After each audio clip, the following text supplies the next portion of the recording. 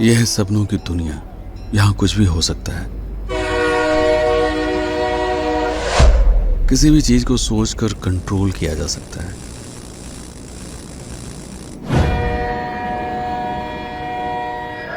आप कहीं भी गायब होकर अचानक से प्रकट हो सकते हैं।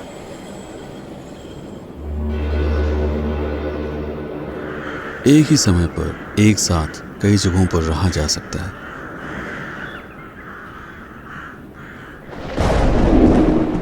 किसी के भी भीतर घुसकर उसकी भावनाओं को महसूस किया जा सकता है।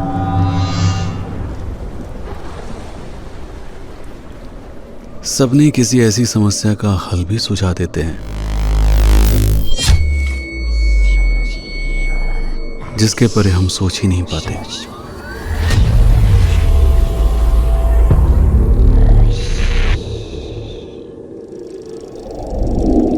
पर सपने हमारी हकीकत की दुनिया से इतने शक्तिशाली कैसे होते हैं? सिर्फ दिमाग के भीतर रहकर सपने वास्तविकता की नकल कैसे पैदा कर लेते हैं? यहां चीजें नियमों के परे कैसे चली जाती हैं?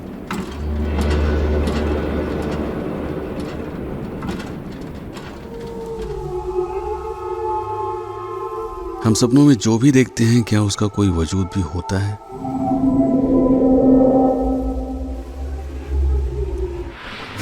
सपनों में घटनाएं तेजी से क्यों घटती हैं? स्लो मोशन में क्यों नहीं?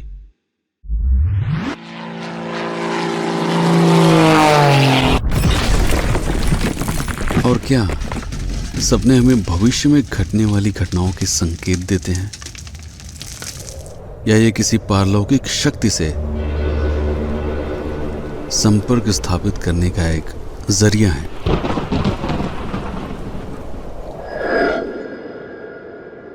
और सबसे रोमांचक प्रश्न, मरते वक्त कैसा महसूस होता है?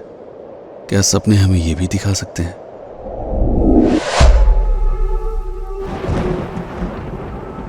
अगर नहीं, तो कौन है जो हमारे सपनों को कंट्रोल करता है और हमें मौत से परे देखने से रोकता है? ऐसे ही रोमांचक प्रश्नों का उत्तर खोजने के लिए आप सभी का स्वागत है सपनों के रहस्यमय दुनिया में। 20 लाख सब्सक्राइबर्स पूरे होने पर यह वीडियो आप सभी को समर्पित है।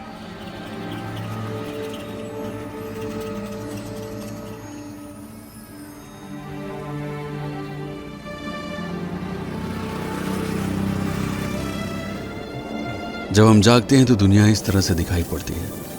हर चीज नियमों का पालन करती हुई सी नजर आती है। कोई चीज अगर यहां है तो उसके पहले कहीं और थी। ऐसा हम सटीकता के साथ अनुमान लगाकर कह सकते हैं। इसे कहते हैं कारण और प्रभाव की दुनिया। जो पहले घटता है वो कारण है, जो उसके बाद होता है वो प्रभाव। कारण और प्रभाव के बीच में लगातार एक क्रम होता है। इसी क्रम से समय की धारणा जन्म लेती है। इसी क्रम को मापने के लिए हमने घड़ियों का आविष्कार किया, क्योंकि कई घटनाएं यहां बार बार होती हैं। सुबह के बाद दिन, दिन के बाद रात, यही हमारी दुनिया की सबसे खास बात है। यहां चीजें बेवजह नहीं होती, ना तो कोई अचानक से पैदा होता है, ना गायब। यानी इस दुनिया में चमत्कार नहीं होते। यही बात हमको पसंद नहीं आती, क्योंकि चमत्कारों के बिना यह दुनिया बहुत ही बोरिंग हो जाती है। इसलिए हमने किताब, रेडियो, टीवी, लैपटॉप और मोबाइल का निर्माण किया, ताकि हम एक चमत्कारों वाली दुनिया बना सकें। लेकिन चमत्कारों के लिए हमारे अंदर ये लत आई कहां से? इसका सबसे बड़ा सूत्रधार है रहस्यमयी सपने। यहां के नियम असली दुनिया से बहुत ही अलग हैं। यहां चीजें अचानक से गायब हो सकती हैं, बेवजह हवा में प्रकट हो सकती हैं। एक ही चीज एक साथ कई जगहों पर हो सकती है। कारण और प्रभाव एक साथ नजर आ सकते हैं। यहां घटनाओं में क्रम भी है और नहीं भी। चीजें संदेह भी पैदा करती हैं और भरोसा भी दिलाती हैं। यानी सपने संभावनाओं की दुनिया है। चाहे आइंस्टीन हो या तुलसीदास, फ्रायड हो या ओशो, गांधी जी, गौतम बुद्ध, विवेकानंद या आदि शंकराचार्य, सपनों ने सबको प्रभावित किया, नए विचार दिए। तो आइए समझते हैं सपनों के पीछे का विज्ञान। आखिर नए विचार बनाने में ये इतने शक्तिशाली क्यों हैं? क्या दिमाग के भीतर कोई रहस्यमय इंजन काम कर रहा है जो भौतिक और पारलौकिक संसार को जोड़ कर रखता है? भागवत गीता के कर्मफल सिद्धांत से quantum physics, neural network, artificial intelligence और टेंसर फ्लो से आगे जाते हुए रैंडम इंजन और सुपर ड्रीम थ्योरी तक इस यात्रा को हम ले चलेंगे। कर्मफल सिद्धांत। इसके अनुसार जागते समय हम जिस दुनिया का अनुभव करते हैं वह कर्म और फल के नियम पर कार्य करता है। यहां पर आपको मन मुताबिक परिणाम पाने की इच्छा को छोड़कर पहले प्रयास करना पड़ता है।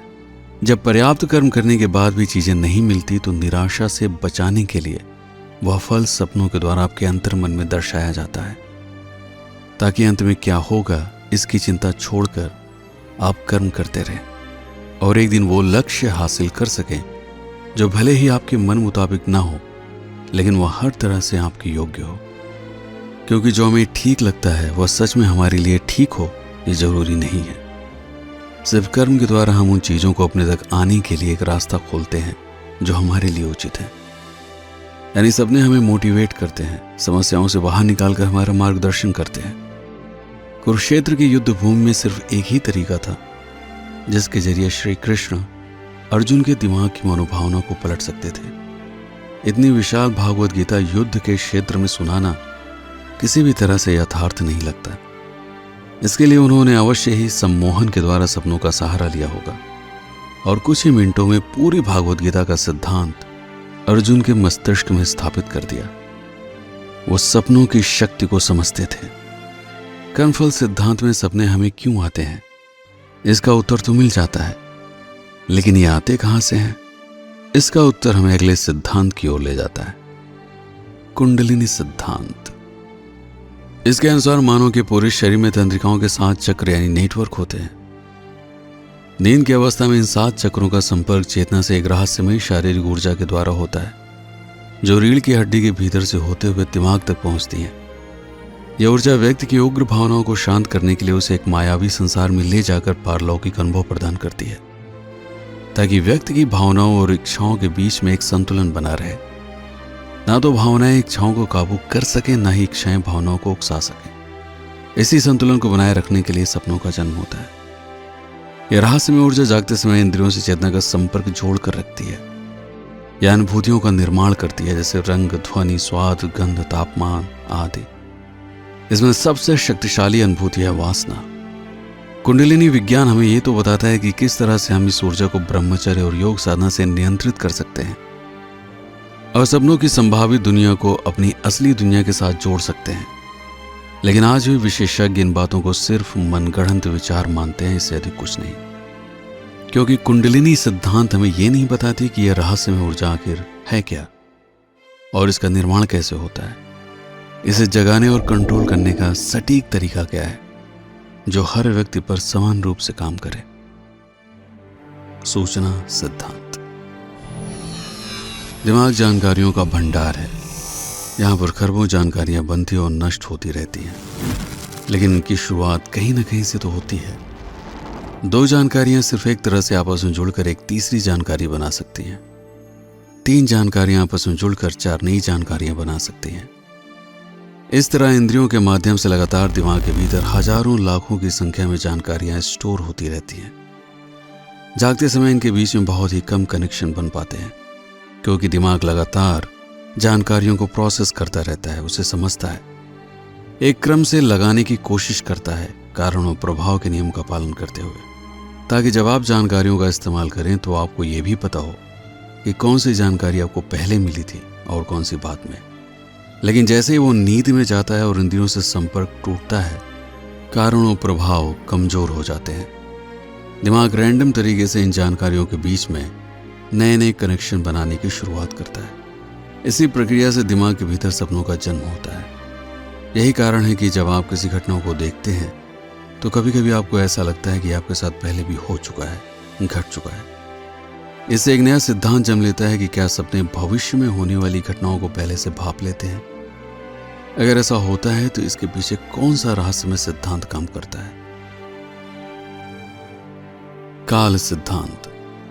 इस सिद्धांत के अनुसार मनुष्य की चेतना समय की 3 गतियों का अनुभव करती है। सामान्य गति, समय की इस गति पर कारण और प्रभाव का जन्म होता है और चीजें एक क्रम से होती हुई नजर आती हैं, जैसा कि हम जागते हुए अपनी दुनिया को देखते हैं और अनुभव करते हैं। इस गति पर व्यक्ति अपनी रोजमर्रा के सभी काम बिना ध्यान दिए भी कर लेता है। मध्यम गति। समय की इस गति पर कारण और प्रभाव बहुत अधिक क्रियाशील नहीं रहते। किसी नई चीज को समझने के लिए आपको बहुत अधिक ध्यान देने की आवश्यकता होती है। जब भी दिमाग किसी नई चीज को समझने की कोशिश करता है तो समय की अनुभूति धीमी हो जाती है। यही कारण है कि नए नए काम करने में लोगों को मजा आता है, क्योंकि समय का एहसास का पता ही नहीं चलता। जब जब आनंद की प्राप्ति होती है तब तब समय की गति मध्यम हो जाती है। इसका सबसे बड़ा उदाहरण है वासना, या इसे ऐसे भी कहा जा सकता है कि जब जब समय की गति मध्यम होती है तब तब हमें आनंद की प्राप्ति होती है। परम गति। जब मनुष्य सो जाता है तो समय की परम गति पर दिमाग काम करता है, इसलिए कुछ मिनटों के स्वप्न में हम पूरा एक जीवन जी लेते हैं। इस दुनिया में कारण और प्रभाव की क्रियाशीलता घटती और बढ़ती रहती है। कारण और प्रभाव जितने अधिक शक्तिशाली होंगे वो सपना हमें उतना ही याद रहेगा, उस पर हमारा उतना ही कंट्रोल होगा। वेदों में कहा गया है कि मन की गति समय से भी अधिक है। यह सिद्धांत इस बात की पुष्टि करता हुआ सा लगता है। परम गति पर दिमाग सामान्य गति की अपेक्षा कई गुना आगे जाकर भविष्य की घटनाओं से प्रभावित हो सकता है, जिससे कई बार सपने भविष्य में होने वाली घटनाओं के संकेत देते हैं। लेकिन यह सिद्धांत अभी भी विवादित है, क्योंकि इस पर पर्याप्त साक्ष्य मौजूद नहीं है। आकाश का सिद्धांत। इस सिद्धांत के अनुसार इस ब्रह्मांड का मूल तत्व है कई आयामों वाला आकाश। जब तक मनुष्य जागता रहता है तब तक आकाश बाहरी दुनिया से आने वाली जानकारियों को 3 आयामों में प्रसारण करता है। उसके इसी प्रसारण से समय का जन्म होता है। यह प्रसारण जहां पर होता है उसे कहते हैं चेतना, जो इन जानकारियों की अनुभूति लेता है। यानी आकाश ही है जो रंग, आवाज, स्वाद, महक ये सब अनुभव करता है। सूचनाओं का प्रसारण जब बड़े पैमाने पर लगातार क्रम से होता है तो हम जागते रहते हैं, और जब छोटे छोटे क्रम या रैंडम तरीके से होने लगता है तब हम सोते हुए सपनों के रूप में इसे अनुभव करते हैं। मल्टीवर्स या ईश्वर का सिद्धांत। इस सिद्धांत के मूल में है अहम ब्रह्मास्मि, यानी मैं ही ईश्वर हूं। यह सिद्धांत इसकी रोचक व्याख्या करता है। दूसरों के मरने पर कैसा लगता है सपने आपको वो महसूस करवा सकते हैं, लेकिन भूल से कभी आप सपने में मरने वाले हो तो क्या होगा? ठीक उसी वक्त आपकी नींद खुल जाएगी। क्या ये सिर्फ एक संयोग है, या सपने आपको बताने की कोशिश कर रहे हैं कि ठीक यही होता है? जिस दिन आप मरेंगे ठीक उसी समय आपकी नींद खुल जाएगी किसी और दुनिया में, एक ऐसी दुनिया जहां कारण और प्रभाव अधिक शक्तिशाली होगा। वहां पर शायद आपकी उम्र 1000 साल हो। जब वहां मौत होगी तो आप एक और दुनिया में जागेंगे। वह दुनिया आपके और अधिक कंट्रोल में होगी, क्योंकि हर दुनिया से आप जो भी सीखते हैं, चेतना उसी अनुभव का इस्तेमाल करके अगली दुनिया को और बेहतर तरीके से काबू करना सीखती है। वहां पर आप जो सोचेंगे वही होगा। इस तरह न जाने कितनी बार हमारी नींद टूटेगी और सबसे आखिर में हम जिस दुनिया में जागेंगे वहां हर चीज पर हमारा कंट्रोल होगा, जहां बिना हमारी मर्जी के पेड़ का एक पत्ता भी नहीं हिलेगा। क्या आप समझ पा रहे हैं कि इस दुनिया में आप क्या बन चुके हैं? ईश्वर। तो क्या इस यात्रा की शुरुआत शून्य से होती है, फिर हम परत दर परत जागते रहते हैं और अनंत नींद खुलने के बाद हमें अपने अस्तित्व का आभास होता है। सुनने में यह रोचक लग सकता है, लेकिन इस विचार को सिद्ध करने का बस एक ही तरीका है कि हम आर्टिफिशियल कॉन्शसनेस यानी चेतना की नकल तैयार कर सकें। यह तभी हो सकता है जब हम भली भांति समझ लें कि चेतना होती क्या है। क्या सिर्फ अनुमान लगाने की क्षमता या चीजों को महसूस करने की शक्ति? इस पर भविष्य के किसी वीडियो में बात होगी। इसके अलावा दिमाग के भीतर चलने वाली कई प्रक्रियाओं से सपने कैसे पैदा होते हैं, इसके कई अन्य सिद्धांत भी हैं। ग्रे व्हाइट मैटर सिद्धांत। दिमाग ग्रे और व्हाइट मैटर कोशिकाओं के झुंड से बना है। सपने कुछ और नहीं बल्कि ग्रे मैटर में मौजूद बाहरी दुनिया से आई हुई जानकारियों के बीच में व्हाइट मैटर के माध्यम से बनने वाले कनेक्शन से पैदा होते हैं। कोशिका तंत्र सिद्धांत। दिमाग के भीतर कई भाग होते हैं, जैसे pineal gland, hypothalamus, pituitary gland, limbic system, brain stem आदि। चेतना इन सभी के एक साथ एक विषय पर काम करने से जन्म लेती है। लेकिन सोते समय जब दिमाग के सारे अंग लगभग निष्क्रिय हो जाते हैं, तब चेतना विलुप्त हो जाती है और हर अंग स्वतंत्र रूप से सक्रिय निष्क्रिय होते रहते हैं। उनके इसी व्यवहार से सपनों का जन्म होता है। सपने इनके बीच में होने वाली रहस्यमय गतिविधियों से पैदा होते हैं। न्यूरो सिद्धांत। दिमाग के भीतर कई खरब कोशिकाएं होती हैं, जिनको न्यूरॉन्स कहा जाता है। सपने कुछ और नहीं बल्कि नींद में जाने के बाद न्यूरॉन्स के बीच रैंडम फायरिंग से पैदा होते हैं। माइक्रोट्यूब्यूल सिद्धांत। जब इंसान सो जाता है, न्यूरॉन्स के भीतर माइक्रोट्यूब्यूल्स अपनी मरम्मत करते हैं। माइक्रोट्यूब्यूल्स में होने वाली मरम्मत के कारण हमें सपने दिखाई पड़ते हैं। न्यूरोट्रांसमीटर या हार्मोन सिद्धांत। इंसान जब सो जाता है तो सिनेप्सिस के बीच में रैंडम न्यूरोट्रांसमीटर के आदान प्रदान के कारण सपने जन्म लेते हैं। यही न्यूरोट्रांसमीटर कई हार्मोन्स को सक्रिय करके सपनों में हमारी भावनाओं को उत्तेजित करते हैं। आवेश सिद्धांत। सपने कुछ और नहीं बल्कि कैल्शियम, पोटेशियम, सोडियम, क्लोरीन और ऑक्सीजन, इन सभी अणुओं के बीच आवेशों के आदान प्रदान से पैदा होते हैं, जो कि पूरी तरह रैंडम होते हैं। वोल्टेज सिद्धांत। न्यूरॉन्स के भीतर बहने वाली बिजली को कंट्रोल करने के लिए सिनेप्स वोल्टेज को कंट्रोल करते हैं। इस वोल्टेज से तय होता है कि एक न्यूरॉन्स में पैदा होने वाली बिजली किस न्यूरॉन्स के भीतर से आगे बढ़ेगी। जब लोग सो जाते हैं तो दिमाग में जिस जगह पर अधिक चार्ज इकट्ठा रहते हैं, वहां पर ज्यादा वोल्टेज मौजूद रहता है। उस वोल्टेज को खत्म करने के लिए उनके बीच में इलेक्ट्रॉनों का बहाव शुरू होता है, जिससे जो बिजली पैदा होती है वो सपनों के रूप में नजर आती है। इलेक्ट्रोमैग्नेटिक फील्ड सिद्धांत। इसके अनुसार जैसे दिल का काम है धड़कते हुए खून को पूरे शरीर में भेजना, फेफड़ों का काम है हवा को अंदर बाहर करना, आंतों का काम है ठोस पदार्थ से पोषक तत्वों को खून में मिलाना, सॉलिड, लिक्विड और गैस को जिस तरह 3 अंग कंट्रोल करते हैं, उसी तरह दिमाग का काम है इलेक्ट्रोमैग्नेटिक फील्ड को कंट्रोल करना। इस फील्ड के जरिए वह शरीर के बाकी अंगों के साथ कनेक्शन बनाकर रखता है। सोते समय यह सिमट कर दिमाग के एक छोटे से हिस्से में अधिक सक्रिय रहता है, जिससे सपने दिखाई पड़ते हैं। क्वांटम का अनिश्चितता सिद्धांत। इस सिद्धांत के अनुसार व्यक्ति जब तक जागता रहता है तब तक क्वांटम संसार की अव्यवस्था से मुक्त रहता है, लेकिन जैसे ही नींद में जाता है वैसे ही क्वांटम संसार यानी सूक्ष्म जगत की अव्यवस्था दिमाग पर हावी हो जाती है, जिससे रैंडम सपने दिखाई देते हैं। रैंडम इंजन सिद्धांत। इस सिद्धांत के अनुसार बच्चा जब पैदा होता है तो उसके दिमाग में कुछ ऐसे न्यूरॉन्स होते हैं जो जीन्स के आधार पर बने होते हैं। ये न्यूरॉन्स एक रैंडम इंजन की तरह काम करते हैं। शुरू के कुछ महीने दिमाग के भीतर जो जानकारी जाती है, ये रैंडम इंजन उन जानकारियों को बिना किसी क्रम के एक साथ जोड़ता है, कारण और प्रभाव के नियम से मुक्त होकर। लगातार जानकारियों को जोड़ते जोड़ते एक पैटर्न की शुरुआत हो जाती है। जहां से जानकारियां एक पैटर्न बनाने लगती हैं, वहां से व्यक्ति को चीजें याद रहती हैं। तो व्यक्ति जब सो जाता है तो वो जानकारियां जो एक पैटर्न में होती हैं, उनमें से ज्यादातर जानकारियों में बिजली का दौड़ना बंद हो जाता है। तब रैंडम इंजन अधिक शक्तिशाली हो जाता है। यहां से निकलने वाली बिजली दिशाहीन होकर किसी भी न्यूरॉन से संपर्क बनाती है, थोड़े थोड़े समय के लिए। यह संपर्क जितना बड़ा रहेगा, व्यक्ति का सपना उतनी ही देर तक चलेगा और उतना ही याद रहेगा। एकल चेतना सिद्धांत।